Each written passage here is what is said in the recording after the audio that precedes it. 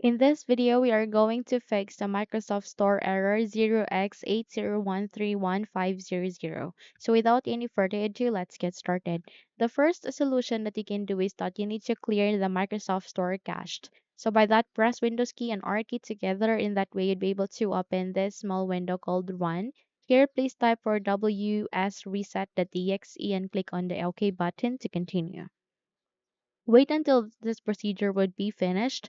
And once you have completed this procedure successfully, I want you to restart your computer. Once you've restarted it, try to check if the error has been fixed. Okay?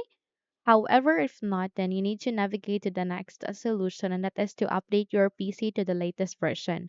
Navigate at the start, make a right click, scroll up, and click on Settings.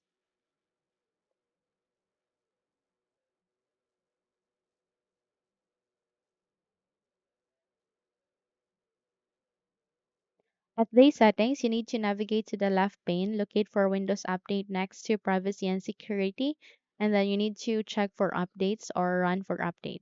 So ensure that your computer is in the latest version. So click on Resume Updates, and once you have completed this procedure, try to check if the error has been fixed. However, if not, then you need to navigate to the third solution, and that is to check for the date and time and to ensure that it is being set automatically.